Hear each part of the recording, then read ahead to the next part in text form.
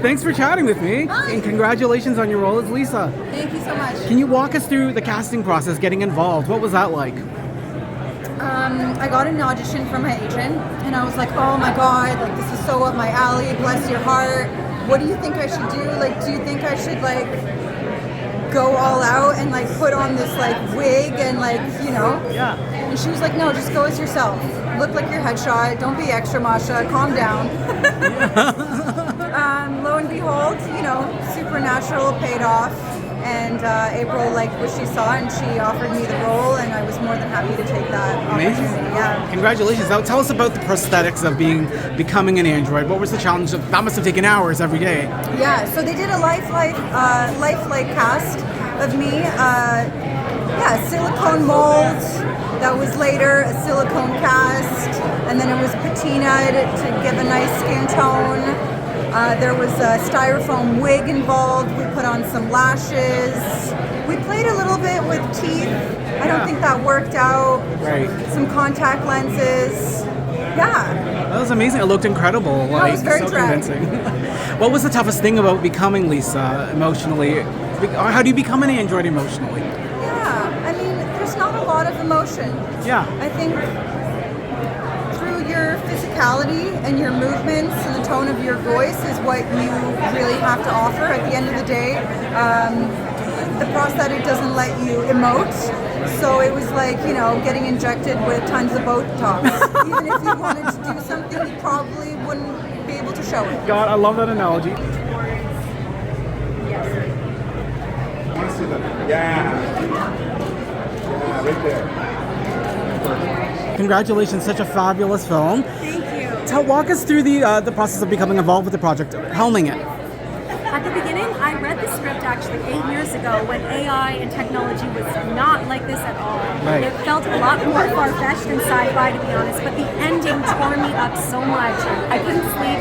I didn't know who I was rooting for. There's 4 main characters, and the simulants were almost more appealing than the human beings because they were so pure and focused on one goal, which was love. And Right. it opened up a whole can of worms in my brain because I was always an advocate for humanity and anti-technology until Yes. the end of this film, and then I just couldn't sleep, and I was like, I need to make this the next film. Well, that's amazing. What were some of the biggest challenges? Apparently it was like a 20-day shoot. Yes, it's only a 20-day shoot, and it was tight, and the weather was bananas. It was storming. It was the middle of winter in Hamilton, and it was in the middle of the pandemic. So our entire prep process, it was Omicron, and we were remote. So it was very challenging. I can't believe we made it to the finish line. I'm so grateful every day because so many things could have happened, but didn't. Congratulations. You would never know that you faced all those challenges. Thank you. What's the one thing you're hoping audiences will take away from this film? I hope that audiences really look inward and think about what they saw and reflect on it, because I do think that AI and technology is getting closer and closer to being intimate partners, also friendships and relationships, and I feel like we're losing touch with the connection between ourselves. We're almost becoming more isolated Right. because we're entertained in our own little box and on our own little boxes, and I think what is so beautiful about humanity is that we're able to look at each other, touch hands. Yeah. I see a father and daughter tying a shoe and it melts my heart, and I'm inspired to make art. I don't want to lose that. So, you know, those are the things I hope people reflect on after seeing the movie, and I hope people enjoy the wild ride that it is, and it's very surprising.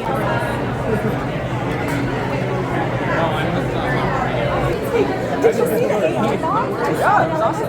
So take us into Evan's world. You play a sim version of Evan and also the real version. Well, we see him briefly. Well, I'm not going to give away too much. But tell us about the greatest challenges of getting into a dual role within one. The nice thing is, when April and I talked about it, you know, you're not supposed to know that they're Sims. You're supposed to be very real. They have, you know, with Evan, he has all the memories. Right. Or with Sim Evan, he has all the memories that Evan had. So I wanted it to be as real as possible. So really, I'm playing one character until he finds out that he's a Sim, and then things start to change a little bit. But you know, there's that moment where he can't open that door, and he just has to kind of walk away from it, and that's just, you know, built into his programming that he's not allowed in there, so it shouldn't feel weird to him at all. Tell us about your experience working with, well, his name is in the title of the film, SIMULANT or Simulant. Tell us about your experience working together with him. I mean, I'm a huge Marvel fan. I'm a huge Simu fan. You know, I saw Shang-Chi in theaters. I loved it. Immediately when we started working together, I asked him about the bus scene because it's such a great scene.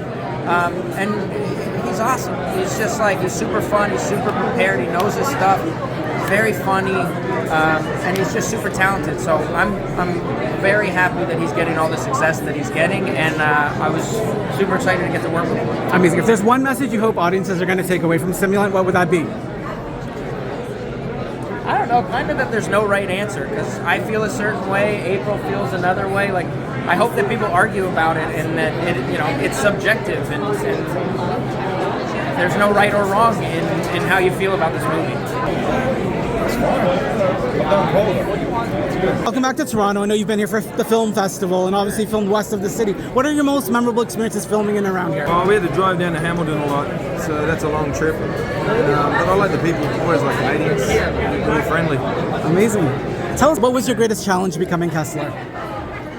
Getting the costume right. What was the preparation like getting ready for that every day? I kind of built it from the outside. I kind of had a costume that I wanted to wear, and I found the script that suited the costume, and then you have to convince the director that you're on a different track. Amazing. What's next? What are you working on next? What can we expect to see you in next? I'm doing Kevin Costner's movies, 4 films with him. Very cool. Yeah. Amazing.